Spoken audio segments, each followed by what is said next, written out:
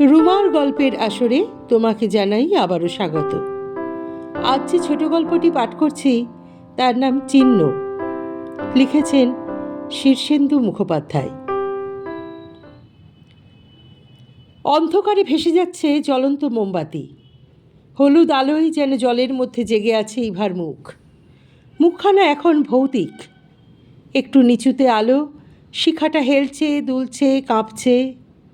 ইভার মুখে সেই আলো, গালের গর্তে, চোখের গর্তে, কপালের ভাঁজে ছায়া। মুখখানা যেন বা এখন ইভার নয়। ইভা এ ঘর থেকে ও ঘরে চলে যাচ্ছে। মাঝখানের পর্দা উঠছে হাওয়ায়। অমিত বলে, সাবধান, পর্দায় আগুন না লাগে। ইভা কিছু বলল না। জলে ক্লান্ত সাঁতারু যেমন স্লথ গতিতে ভেসে যায়, তেমনই এ ঘর থেকে ও ঘরেও চলে গেল। অন্ধকারে চৌকিতে বসে আছে অমিত। তার কোল ঘেঁষে 5 বছরের ছেলে টুবলু আর 3 বছরের মেয়ে অনিতা। যখনই কারেন্ট চলে যায় তখনই অমিত তার 2 ছেলে মেয়েকে ডেকে নিয়ে বিছানায় বসে থাকে। বড্ড ভীতু অমিত। অন্ধকারে কোথায় কোন পোকামাকড় কামড়ায়, কিংবা আসবাবপত্রে হোঁচট লাগে, কিংবা খোলা পড়ে থাকা ব্লেড বা ইভার পেতে রাখা অসাবধান বঁটিতে গিয়ে পড়ে, কিংবা এরকম আর কিছু হয়, সেই ভয় তার। বুক ঘেঁষে ছেলেমেয়েরা বসে আছে, বুকের 2 পাঁজরে দুজনের মাথা। অমিত ঘামছে। একটা মোমবাতি এ ঘরে দেবে না? অমিত চেঁচিয়ে জিজ্ঞেস করে। রান্নাঘর থেকে ইভার উত্তর আসে, না। ইভা এখন ওই রকমই। আজকাল 2-3 বার জিজ্ঞেস না করলে উত্তর দেয় না। কি গো? অমিত বলল। ইভা আসতে বলে, মোমবাতি দিয়ে কি হবে? তোমরা তো বসেই থাকবে এখন। অন্ধকারে কি ভালো লাগে? না লাগলেও কিছু করার নেই, মোমবাতি একটাই ছিল। ও। অমিত সিগারেট ধরালো। অনিতার মাথাটা বুক থেকে লিথ হয়ে কোলে নেমে গেল। তার দ্রুত শ্বাস প্রশ্বাসের শব্দ হয়। ঘুমিয়ে পড়বে মেয়েটা। অমিত নিচু হয়ে ডাকল, অনি, ও অনি। ক্ষীণ পাখি গলায় সাড়া দেয় অনিতা। এখন ঘুমোয় না মা, ভাত খেয়ে ঘুমোবে। খাবো না। খাবে নাকি? খেতে হয়, গল্পটা শোনো। ঘুম গলাতেই অনিতা বলে, বলো তাহলে। এইটুকু বয়সেই কি টনটনে উচ্চারণ মেয়েটার! পরিষ্কার কথা বলে, এতটুকুও শিশুসুলভ আধকতার জড়তা নেই। অমিত মাঝে মাঝে ইভাকে বলে, আমরা ছেলে বয়সে এত পাকা কথা বলতেই পারতাম না। এখনকার ছেলেমেয়েরা কীরকম অল্প বয়সেই পাকা হয়ে যায়। ঘুমন্ত মেয়েটাকে টেনে বসায় অমিত। মাথাটা আবার পাঁজরে লাগে। অনেকক্ষণ চুপচাপ ব্যাপারটা লক্ষ্য করে টুবলু বলে, আমি ঘুমোই না। ঘুমোই বাবা? না তো, তুমি লক্ষ্মী ছেলে। ছেলেটার জন্য কত মায়া অমিতের। ভারী ভীতু ছেলে, ঘরকুনো। এই বয়সে যেমন দুরন্ত হয়, বাচ্চারা তেমন নয়, রোগা, দুর্বল, নেতানো। স্টেশন রোডের এক বুড়ো হোমিওপ্যাথ গত বছরখানেক যাবৎ ওষুধ দিচ্ছে, কিন্তু ছেলেটার তেমন বারণ নেই। খেতে চায় না, কখনো ওর তেষ্টা পায় না, খেলে না।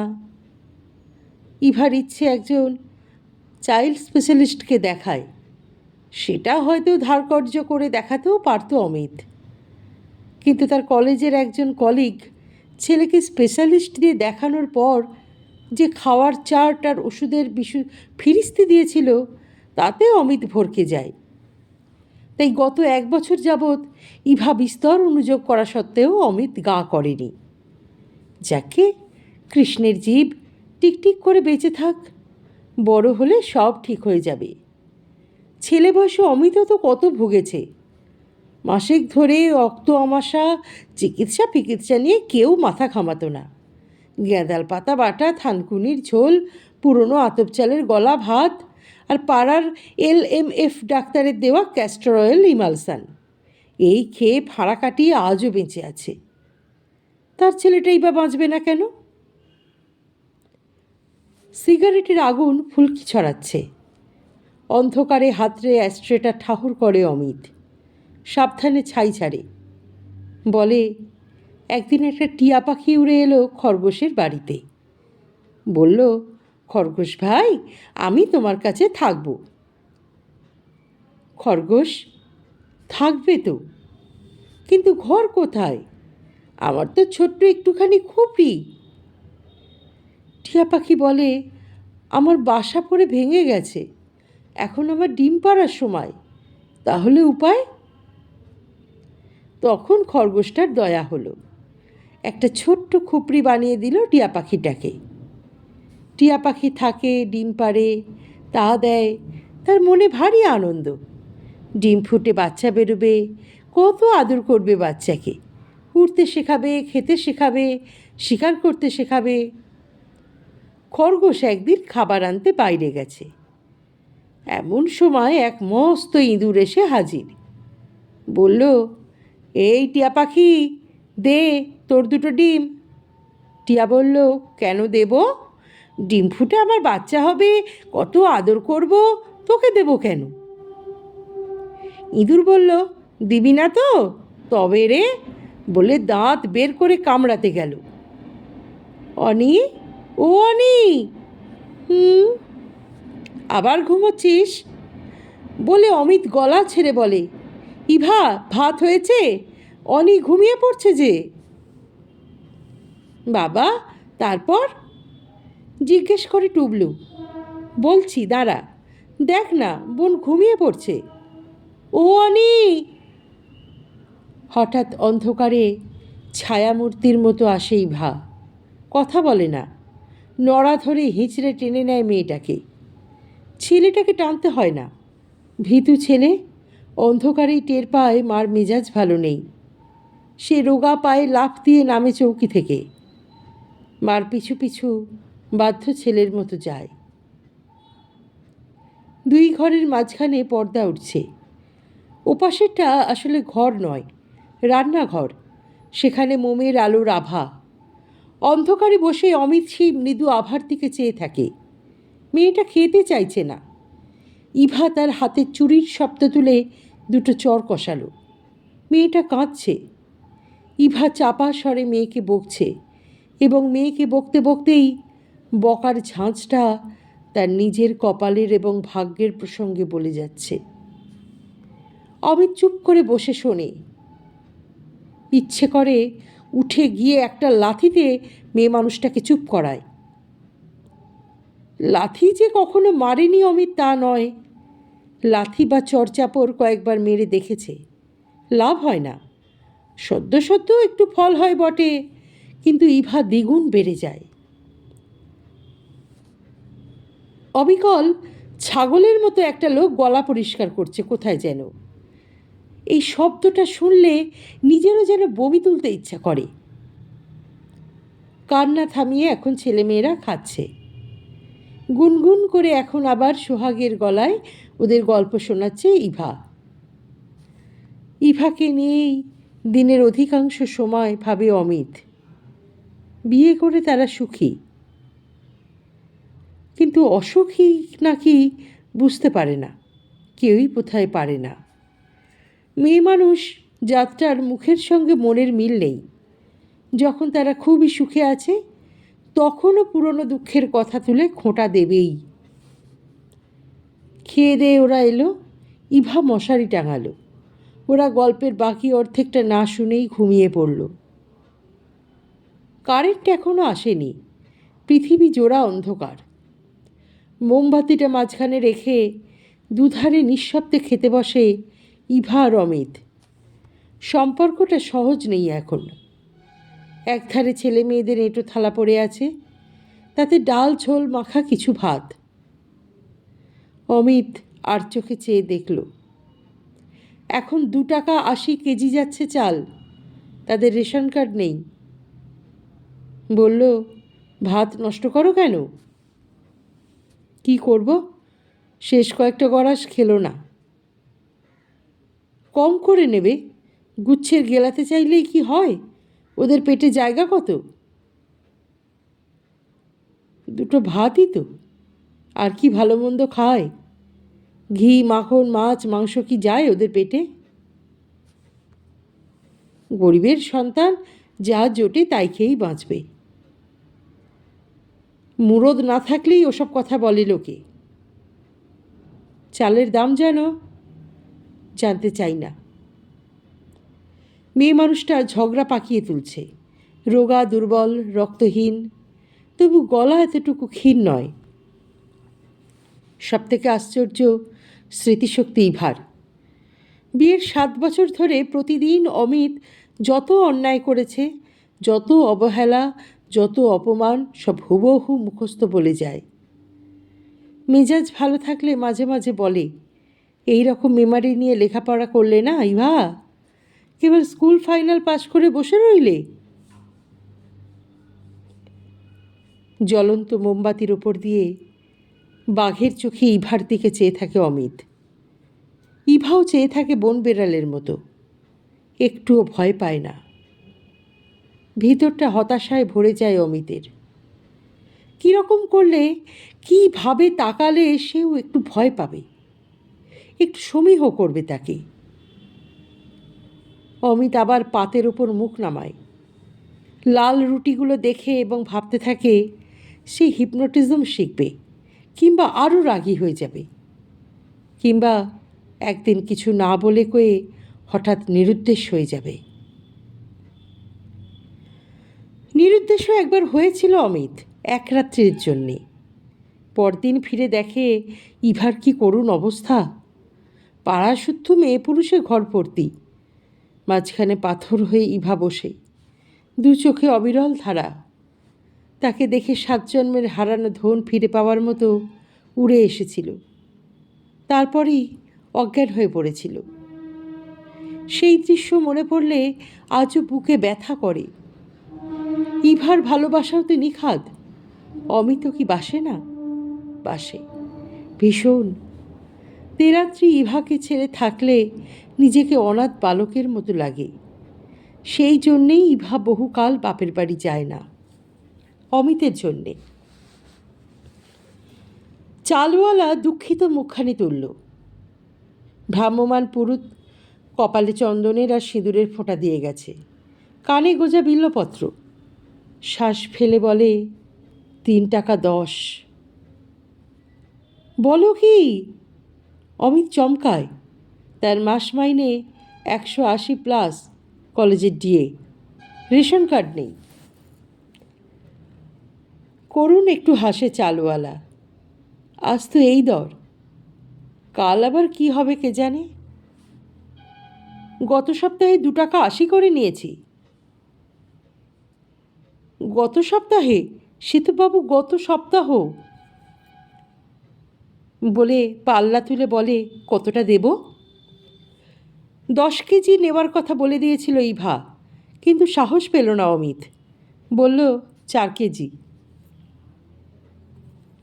গত সপ্তাহে আপনাকে বলেছিলাম কিছু বেশি করে নিয়ে রাখুন, এই সময়টায় দর চড়ে। চাল ওজন করতে করতে চালওয়ালা বলে, তারপর বিড়বিড় করতে থাকে, রাম রাম, 2 2, 3 3। কবছর আগেও চাল কিনলে 1 আঁজলা কি 1 মুঠো ফাউ দিত। এখন আঙুলের ডগায় গোনাগুনতি 10টা কি 12টা চাল বাড়তি দিল। ঘামে পিছলে নেমে এসেছিল চশমাটা। অমিত ঠেলে সেটা সেট করল। ইভাকে ধমক দিতে হবে, ছেলে মেয়েদের পাতে যেন আর ভাত নষ্ট না হয়। আর এবার থেকে ইভা আর অমিতের মতো ওরাও রাতে রুটিই খাবে। পেটে সহ্য হয় না বললে চলবে না। সকলের ছেলে মেয়ে রুটি খায়, ওদের ছেলে মেয়ে খাবে না কেন? খেতে খেতে অভ্যেস হয়ে যাবে। ইভা হয়তো ঝগড়া করবে, তেরে আসবে, তবু বলবে, ঠিক বলবে, বলতে ছাড়বে না অমিত। বাজার আর চালের বোঝা দুহাতে নিয়ে হাঁটতে হাঁটতে অমিত ভাবে ইভা কি বলবে এবং সে তার কি উত্তর দেবে, সেটাই ভাবে। এবং মনে মনে সে ঝগড়া করতে থাকে, প্রচণ্ড ঝগড়া। রাগে ফেটে পড়ে, ইভাকে লাথি মারে, চুলের ঝুঁটি ধরে হিঁচড়ে টেনে বের করে দেয় ঘর থেকে। বলে নবাবের মেয়ে। কিন্তু এই সবই ঘটে মনে মনে। একটু অন্যমনস্কভাবে সে রাস্তার দূরত্ব অতিক্রম করতে থাকে। আজকাল ইভার কথা ভাবলেই তার মাথা আগুন হয়ে ওঠে। মনে মনে সে যে কত গাল দেয় ইভাকে। ভালো কি বাসে না? বাসে ভীষণ। এবং এই অনুভূতি তাকে দুই ভাগে ভাগ করে খেয়ে নিচ্ছে। ইভা রাগ করল না, মন দিয়ে অমিতের কাছে চালের দর, দেশের দুর্দিনের কথা শুনল। তারপর সংক্ষেপে বলে, দেখি। হ্যাঁ দেখো, গায়ে মাস্টারি করতাম, সে বরং ভালো ছিল। শহরে নতুন প্রফেসরি নিয়ে এসে ফেসে গেছি। চেনা জানা লোকও তেমন নেই যে টপ করে হাত ধরবো। দোকানেও ধার বাকি আনার মতো চেনা হয়নি, বুঝলে।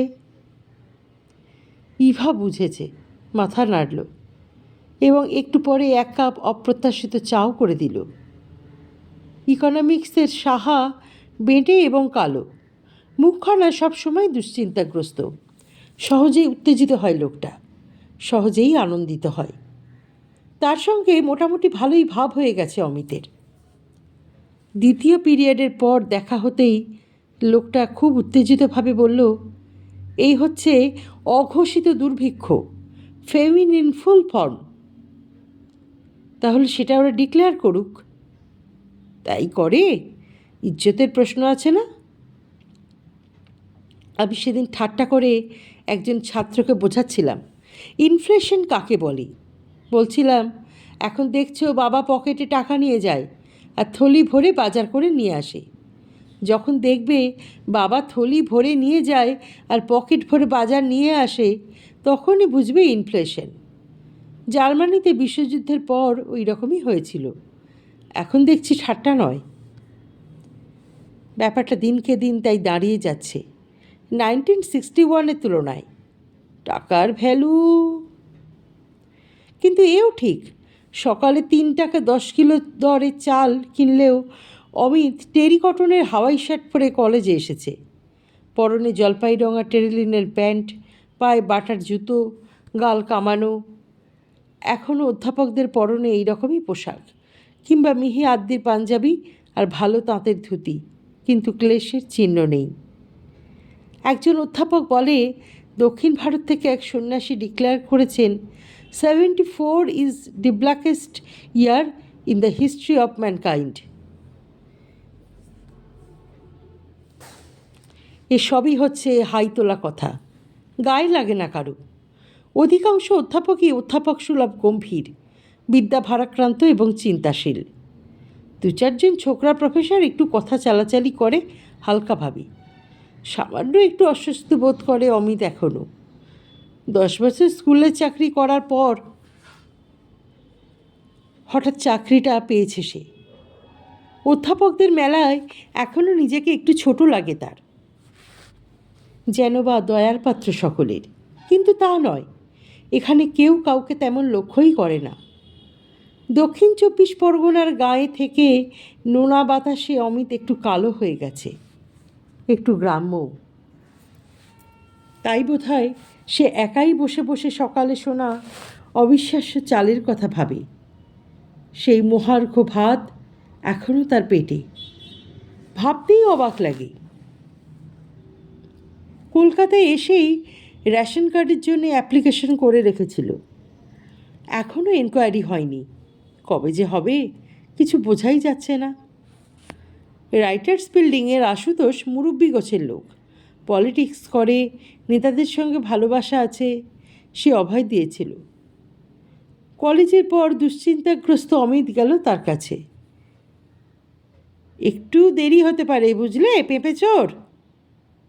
আশু বলে, রিসেন্টলি এক গাদা ভুয়া কার্ড ধরা পড়েছে, এনকোয়ারি না করলে নতুন কার্ড ইস্যু হবে না। তুমি তো জানোই ভাই, আমার লুকোছাপা কিছু নেই। আমরা স্বামী স্ত্রী আর দুটো মাইনর, হয়ে যাবে, ভেবো না। চালের দর আজ, জানি, আমিও তো ভাত খাই। আর 2-4 দিন খোলা বাজারে চাল কিনলে আমার থ্রম্বোসিস হয়ে যাবে। আশু হাসল, বলল, তুমি তো তবুও পেঁপে চোর, আমি যে কেন্ন। আশু বোধহয় প্রফেসরিটাকে তেমন ভালো চোখে দেখে না। অমিত চাকরিটা পাওয়ার পর থেকেই আশুতোষ তাকে প্রফেসরের বদলে পেঁপে চোর বলে ডেকে আসছে, আর কেরানি হলো গিয়ে কেন্ন। দেখো ভাই, বলে অমিত। আশু তাকে খাতির করল, ক্যান্টিনে নিয়ে গিয়ে ফ্রুট স্যালাড খাওয়ালো। কফি খাওয়াতে খাওয়াতে বলল, দুর্দিনের জন্য তৈরি হও, সারা দুনিয়ায় এবার ফলন কম, রাশিয়া চীন সবাই ভিক্ষের ঝুলি নিয়ে বেরিয়েছে। পিওর ম্যাথামেটিক্সের প্রফেসর অমিত এত খোঁজ রাখে না। তার বাড়িতে খবরের কাগজ নেই। উদ্বেগের সঙ্গে বলে, সে কি? বলছি কি, কেবল ওই মার্কিন মুলুকেই যা ফলার ফলেছে, কিন্তু বাংলাদেশ ইস্যুতে আমেরিকার সঙ্গে বাস্তু হয়ে গেছে আমাদের। দুনিয়ার মাটি কি শুকিয়ে যাচ্ছে আশু? শুকোবে না, যুবতীও তো বুড়ি হয়। যুবতী ও বুড়ির কথায় তৎক্ষণাৎ অমিতের ইভার কথা মনে পড়ে। বাস্তবিক যুবতী যে বুড়ি হয় তা অমিতের যে ভালো আর কি জানি। দক্ষিণ 24 পরগনার সেই গাঁয়ের কিশোরী মেয়েটি কত চট করে বুড়ি হয়ে গেল। ব্রোঞ্জের চুড়িওয়ালা এত ঢলঢল করে হাতে যে মনে হয় হঠাৎ বুঝি খসে পড়ে যাবে। হাতটাতে শিরা উপশিরা জেগে আছে। ভেজাল তেলের জন্যেই কি না কে জানে, মাথার চুলও উঠে শেষ হয়ে এসছে। মুখে ডৌল দেখে অমিতের চেয়েও বেশি বয়সী বলে মনে হয়। কত লোকের কত থাকে, কিন্তু অমিতের ওই একটা বই মেয়ে মানুষ তো নেই। রাগ সোহাগ সবই একজনেরই উপর। যুবতী বলো যুবতী, বুড়ি বলো বুড়ি, অমিতের ওই একটাই মেয়ে মানুষ। ভাবতে ভাবতে হঠাৎ অমিত মনে মনে ঠিক করে, আজ ফিরে গিয়েই ছেলে মেয়ে দুটোকে শোয়ার ঘরে কপাট আটকে রেখে রান্নাঘরে ইভাকে জাপটে ধরে হামলে আদর করবে। ভাবতে ভাবতে তার শরীর চনমন করে ওঠে। সারা দিনের নানান ক্লিবত্ব ভেদ করে পৌরুষ জেগে ওঠে। চাঁদ নয়, হেমামালিনী। অনেক ওপরে ধর্মতলার মোড়ে বড় বাড়িটার গায়ে লটকানো হোর্ডিং। হোর্ডিং জুড়েই যেন চাঁদ উঠেছে। জ্যোৎস্নার মতো ঝরে পড়ছে হেমামালিনীর হাসি, অবিরল এবং স্থির সেই হাসি। কেসি দাসের দোকানের উল্টো দিকে, যেখানে ট্রাম লাইনের কাটাকুটি, সেইখানে একটু মেটে জায়গায় কে যেন জল ছিটিয়ে ভিজিয়ে রেখেছে। সেই ভেজা মাটির ওপরেই পড়ে আছে একটি যুবতী মেয়ে, ভিখারি শ্রেণীর। মাটির রঙেই একখানা শাড়ি জড়ানো, কিন্তু সর্বাঙ্গ ঢাকা পড়েনি। বুকে পাছায় কিছু মাংস এখনও আছে। একটি স্তন কাত হয়ে ঝুলে মাটি স্পর্শ করেছে। আশপাশে অমিত গুনে দেখল ঠিক 4টে বাচ্চা। সব থেকে ছোটটা বোধহয় বছর 2-এর। পুটো পুটো সেই সব বাচ্চারা উদম ন্যাংটো, সবাই মরার মতো শুয়ে আছে, চোখ বোঝা, কেউ নড়ছে না। শ্বাস ফেলার উঠানামা লক্ষ্য করা যায় না। তাদের চারধারে মেলা 2 নয়া 3 নয়া প্রচুর ছড়িয়ে আছে। তারা কুড়িয়ে নেয়নি, কেউ কুড়িয়ে নেয়নি। দয়ালু মানুষেরাই বুঝি পয়সা ফেলে গেছে। আবার এও হতে পারে ওই সব ঝরে পড়েছে হেমামালিনীর হাসি দেখেই, কে জানে। অমিত চোখ তুলে দেখল ভুল নয়।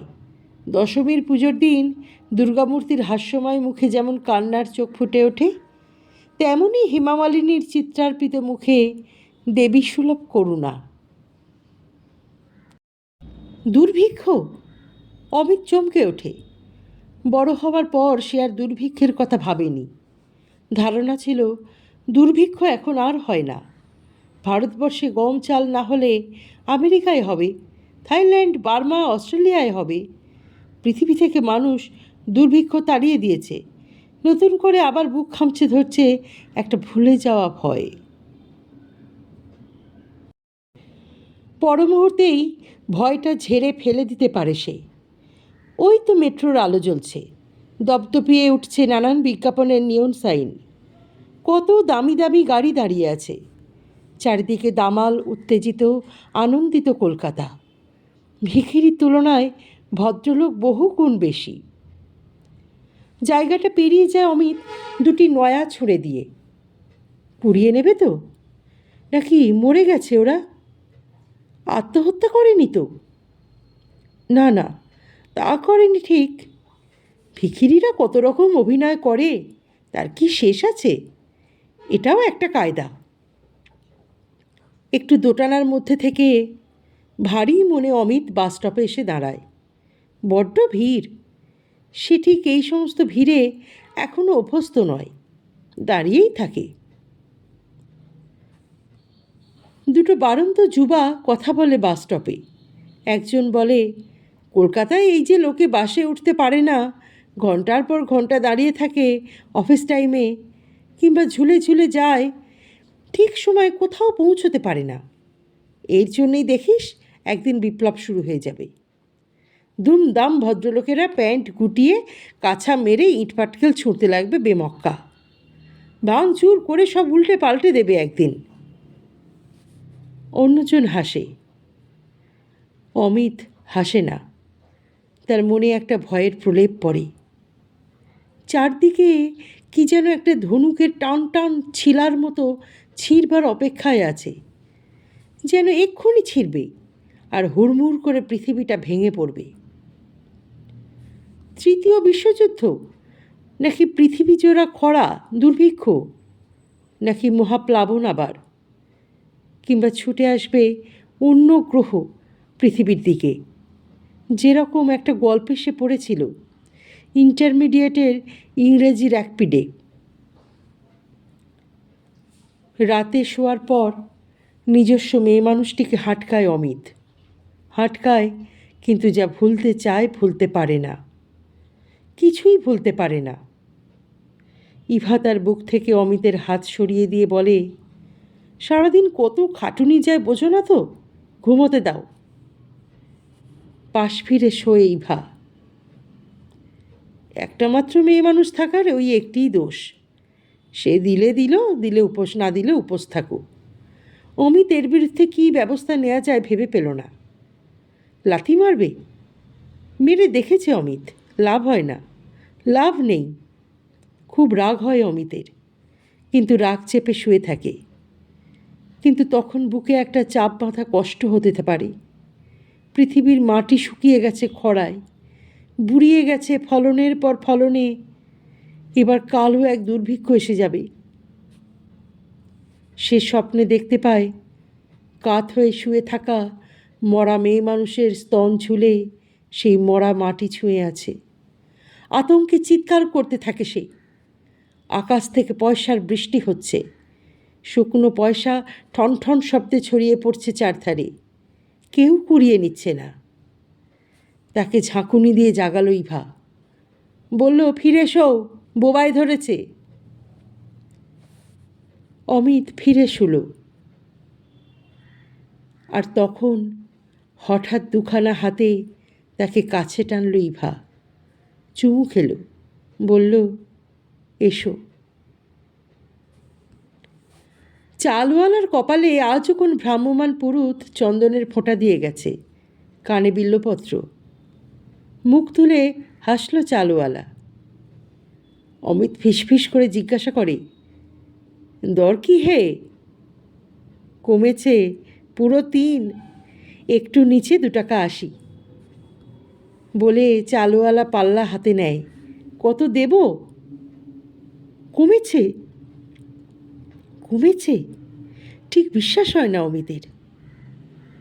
10 কেজি বলে অমিত। চালওয়ালা মায়া মমতা ভরে চেয়ে হাসে, বলে, এখন কমতির দিকে। ভারী ফুর্তি লাগে অমিতের। না না, বাজে কথা ওসব। পৃথিবী জুড়ে দুর্ভিক্ষ আসছে, এ কখনো হয়? চালের দাম কমে যাবে ঠিকই। অমিত হাঁটে, দু হাতে বোঝা, কিন্তু ভারী লাগে না। আজ ইভা বেশি চাল দেখে খুশি হবে, খুব খুশি হবে। চারদিকে কত রকম চিহ্ন ছড়ানো, দুর্ভিক্ষের আবার প্রাচুর্যেরও। মানুষ কখন কোনটা দেখে ভয় পায়, কোনটা দেখে খুশি হয়, তার তো কিছুই ঠিক নেই।